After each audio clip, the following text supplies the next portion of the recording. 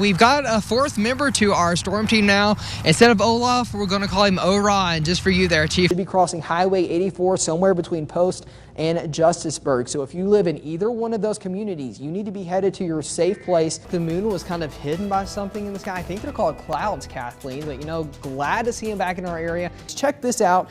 Tulia, you guys almost saw 4 inches of rainfall within the past 24 hours. And it'd be a little nice if you'd share with the rest of us. Unfortunately, all good things will come to an end. It will be hot later on this afternoon. In fact, a heat advisory going into effect within the hour. Notice the lighter colors of the crayon board here were the last ones to melt. The darker colors melted first, meaning that those darker colors absorbed more of the sun's energy yesterday, translating that into more heat. From the Storm Team Weather Lab, KAMC meteorologist Jacob Riley.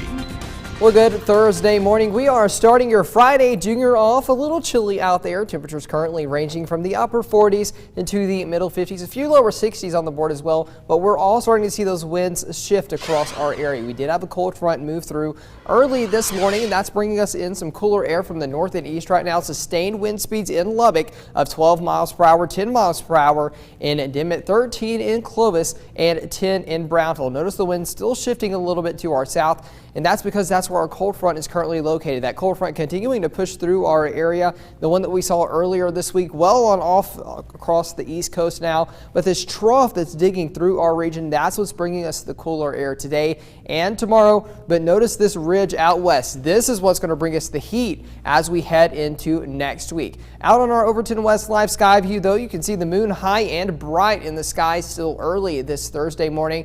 This is the first full moon of October, known as the harvest moon, typically because it signifies the first harvest for farmers across the United States. But we will actually see a second full moon this month that will occur on Halloween night, and that one's nickname is the Hunter's Moon. So we have an article over on our website, everythinglubbock.com. You can read more about those there. But back home for today, temperatures will be nice and seasonal for this time of year, topping out into the upper 70s and lower 80s. We will have that mostly sunny sky across the area throughout the day, but it will be a little breezy. Those winds gusting upwards of 18 to 22, even up to 30 miles per hour at times. Notice a high of 78 in Lubbock, 79 O'Donnell, 79 for Post as well. Maybe a few more 80s across portions of the Permian Basin, but it looks like northern portions of our area will stay socked into the middle 70s for our Thursday. Now there's that trough across northeastern portions of the United States. That's what's bringing us the cooler air today. We'll see a little bit more of a surge of that here Saturday night into Sunday as another cold front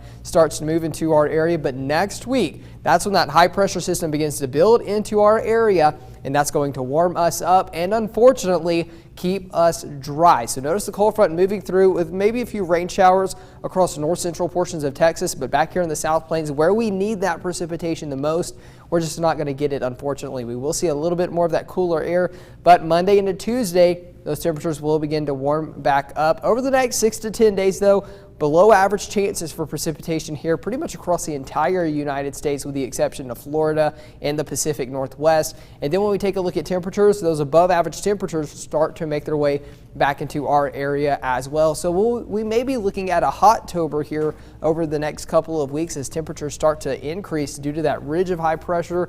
And Kathleen, that ridge of high pressure is what has been with us all summer long, keeping us very dry and very warm, but at least we'll be cool now through the weekend before that summer-like heat returns as we head into next week. Yeah, that summer heat not wanting to go anywhere, but hopefully we can just remind summer, hey, we're in fall now. You're done. You've had your time. Just go away. It was a little colder in the first part of September, so maybe we're just making up for that and the colder air will be back in a few weeks. Maybe.